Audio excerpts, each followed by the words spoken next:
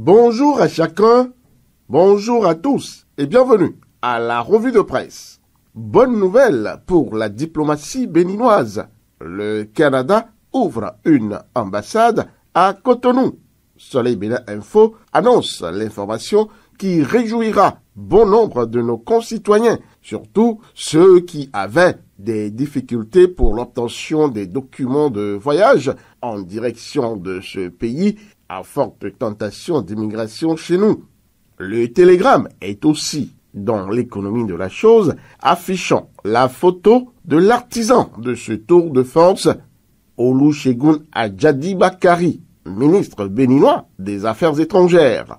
Restons dans le domaine de la diplomatie offensive cette fois-ci pour évoquer la visite entreprise par le président de la HAC, Édouard Loko, à Paris, à l'OIF, pour y quêter et détecter les moyens de renforcer le partenariat déjà existant entre son institution, la Haute Autorité de l'Audiovisuel et de la Communication, et l'Organisation internationale de la francophonie. Nous lui souhaitons déjà fructueux voyage. De la France, redescendons au pays via la capitale à Djatché, Khogbonu, Porto Novo, la ville aux 3 noms, pour noter avec beaucoup de plaisir le vote du rapport d'activité du président de l'Assemblée nationale, Louis Béounou-Vlavonou, par ses collègues, 81 pour, 28 contre. Daibi Info nous en donne les statistiques, mais l'inévitable pays émergent n'a pas pu s'empêcher d'y ajouter son grain de sel. Les 28 démocrates, des éternels insatisfaits. Ne faut-il pas un peu de tout pour faire le monde? Ceci n'empêchera pas Libération de trouver que le rapport de Louis Béounou-Vlavonou a été adopté avec brio. Changeons de couloir à présent. Sport, talent a fait fort. L'informateur a choisi donner dans la rime pour évoquer le grand oral du plus sportif des membres du gouvernement béninois, j'ai nommé le ministre béninois Dato.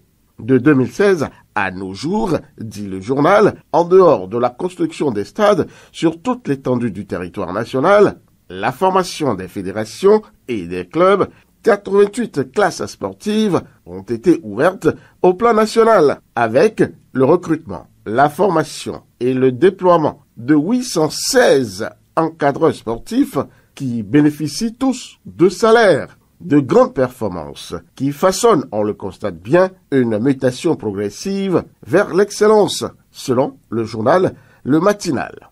Au chapitre politique de cette revue, dont le dossier coup d'État déjoué, la justice entend poursuivre 3 députés et 2 maires. Restons tous sages pour connaître les identités des mises en cause dans les tout prochains jours. Toujours en matière judiciaire, une autre affaire tout aussi sulfureuse, mais ancienne, refait surface avec le journal Soleil Bénin Info. Affaire assassinat du juge Kaovi, interrogation et mystère autour d'un crime. Qui a tué le magistrat et pourquoi? Se demande gravement le journal. Mais en attendant d'avoir la réponse à cette grosse interrogation, intéressons-nous à présent aux élections aux États-Unis.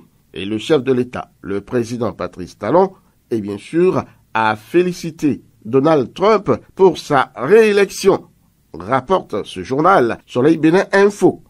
Daniel Eda, le solidariste, n'est pas non plus loin de cette information. Il fait lire, rapporte Dynamisme Info, le gain de la ténacité politique. Comme pour paraphraser Angélique Kidjo, en politique, ne cédez jamais.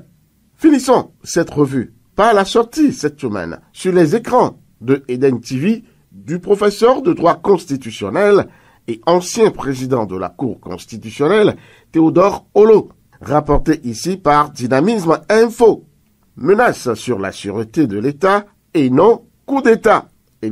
Cette clarification du constitutionnaliste Théodore Olo devrait amener à démystifier les charges contre les prévenus, propose le journal Dynamisme Info. Fin de cette revue de presse. Peggy Ludovic Dagba. Rendez-vous dimanche prochain.